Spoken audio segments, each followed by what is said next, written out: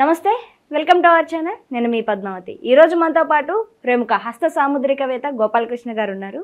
నమస్కారం గురుగారు. నమస్తే అమ్మా. గురుగారు, ఈ మధ్య కాలంలో చూస్తున్నాం, అంటే ఇంతకు ముందు కంటే ఇప్పుడు చూసుకుంటే ప్రతి ఒక్కరు పూజలు పునస్కారాలు విధానంలో చాలా ఎక్కువగా మార్పులు అనేవి వచ్చాయి.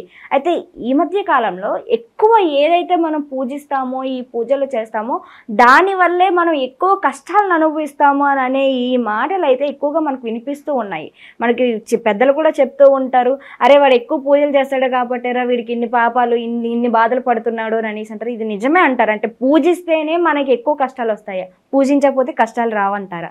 పూజ అనేటువంటిది మనం పూజ చేస్తున్నాము అంటే భగవంతుడిని ఆరాధిస్తున్నాము. ఆరాధించడానికి ఏదో ఒక ప్రాతిపదిక కోరిక అయి ఉంటుంది. నా కోరిక తీర్చు అని పూజిస్తాం. ప్రతి ఒక్కరు అలాగే కదండి పూజిస్తారు. మరి కోరిక లేకనే ఈ రోజుల్లో పూజించేవారు ఎవరున్నారు? ఇప్పుడు తల్లి పూజిస్తుంది, కొడుకు మంచి ఉద్యోగాల్లోకి వెళ్ళాలనో, మంచి భార్య రావాలనో, మంచి కుటుంబం ఏర్పడాలనో తల్లి పూజిస్తుంది. భార్య పూజిస్తుంది, నాకు మంచి పిల్లలు రావాలని, వాళ్ళు ఉత్తీర్ణతకి వెళ్ళాలని. తండ్రి పూజిస్తాడు, నాకు వారసుడు కావాలని, నా వంశోద్ధారకం వెళ్ళాలని. మరి ప్రతి ఒక్కరు స్వార్థంతోనే పూజిస్తున్నప్పుడు ఈ రోజుల్లో స్వార్థం లేకుండా పూజించేవారు ఎవరున్నారంటే ఎవరు లేరు. అంచేత కోరిక ఎప్పుడైతే పెరుగుతుందో, కోరిక అనేటువంటిది దుష్కర్మ. మరి నీకు భగవద్గీతలో చెప్పినటువంటి సూత్రం ఏమిటి? నిష్కామ కర్మ. కర్మ అంటే నువ్వు పని చేయటం, పూజ చేయటం కూడా కర్మే. పూజ ఎవరికో చేస్తున్నాం మనం అంటే ఆయన మనకి తెచ్చి ఇవ్వాలని పూజ. గురువు గారు, ఇక్కడ మీరు అన్నదానికి నాకు ఇక్కడ ఇంకో డౌట్ ఉందండి.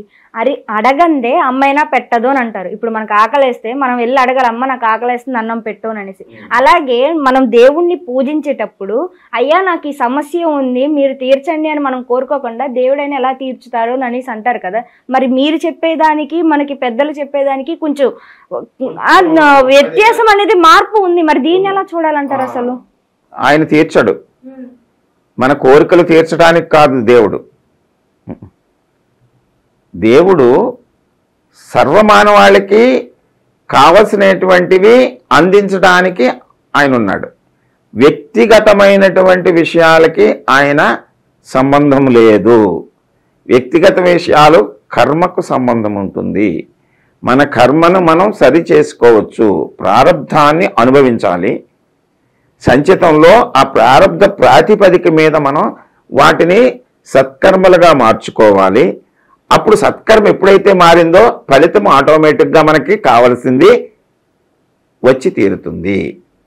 అంచేత ఇక్కడ దానికి కావలసినటువంటి మన యొక్క కర్మలను మనం సత్కర్మలుగా చేయకుండా, అంటే కృషి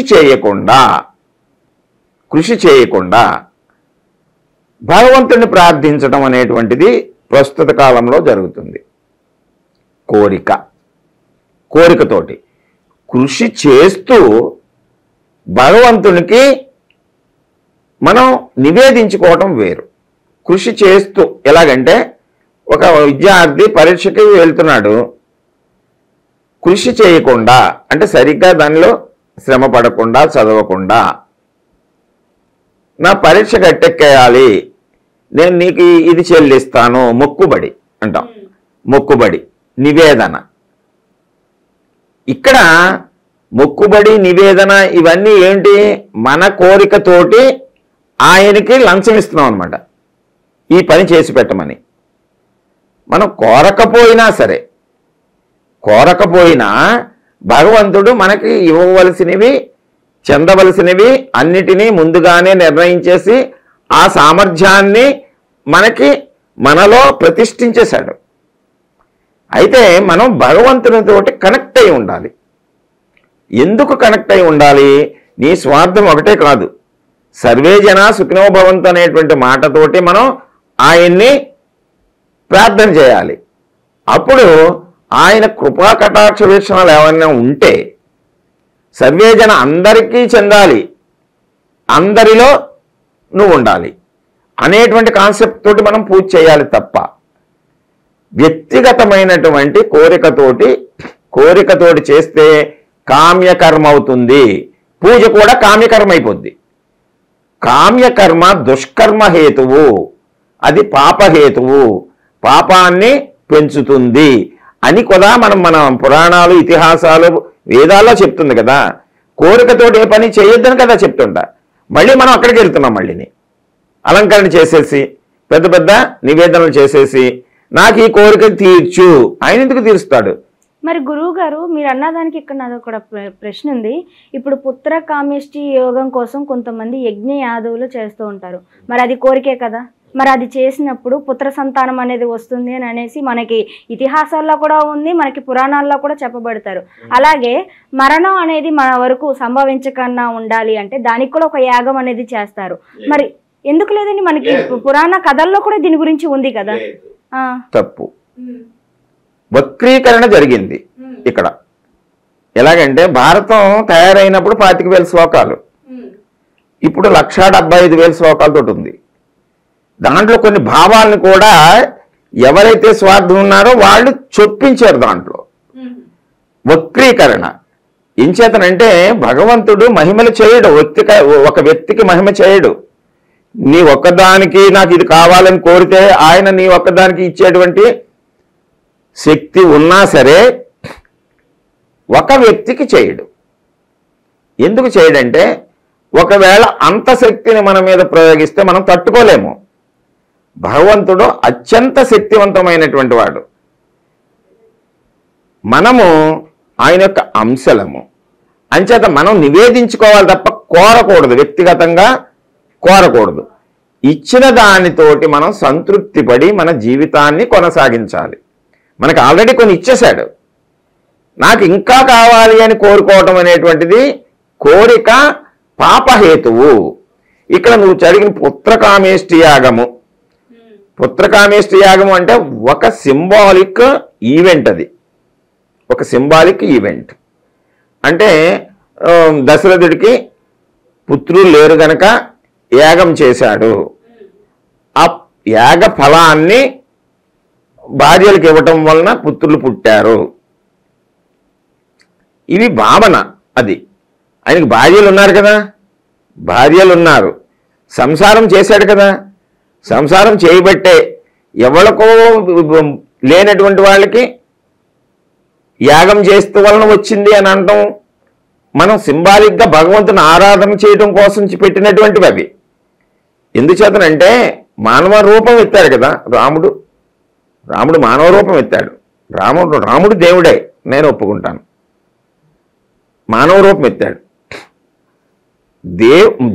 పరమాత్మ జీవాత్మగా రూపం దాల్చిన తరువాత ఈ మహిమలు లేకుండా తన జీవితాన్ని కొనసాగించాలి ధర్మ ప్రకారం అని సింబాలిక్గా మనకు చూపెట్టడం కోసం చేసినటువంటి ఈ విషయము ఏంటంటే సీతను అపహరించినప్పుడు ఆయన మహిమలు ఏం చేయలేదు కదా.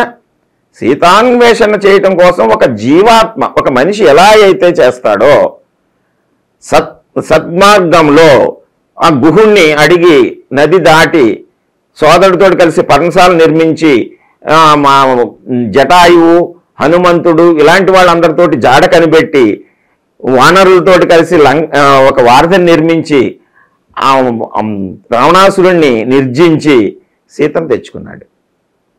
ఇది మామూలుగా చేశాడు. హాంపట్టని కోరిక పూజ చేశాడు ఆయన ఎక్కడైనా. ఆ మధ్యలో సూర్యుడిని ఆరాధించాడని, శివుడిని ఆరాధించాడని ఉన్నారు. ఆరాధించాలి మనం, కోరికతోటి కాదు. అది నేను చేసే పని సత్ఫలితాలను ఇవ్వాలి అనేటువంటి, అందరికీ ఉపయోగపడాలనేటువంటి ఆరాధన చేయాలి అంతే తప్ప ఎక్కువ పూజలు చేసేస్తే కోరికలు ఎక్కువ కోరుతాం మనం. కోరికలతోటి ఎక్కువ పాపాలు చేసినట్టు అవుద్ది. కామ్యకర్మ పాపహేతువు అంటే పూజలు ఎక్కువ చేసేస్తే మనం ఎక్కువ కోరుకుంటే ఎక్కువ పాపాలు చేస్తాం, దానికి పాపానికి ఫలితం అనుభవిస్తాం. పూజలు చేసిన వాళ్ళకి పాపకర్మ పెరిగిపోతుంది. మరి పాపకర్మ పెరగకుండా ఉండాలంటే పూజలు చేయడం ఆపేయమని చెప్పి. పూజలు ఆపేయమని కాదు, భగవంతునితో అనుసంధానమయ్యి నిత్యము కొంత సమయాన్ని కేటాయించి మన ఆత్మనివేదన చేసుకోవాలి. దానికి అలంకరణలో ప్రసాదాలు ఇవన్నీ అవసరం లేదు.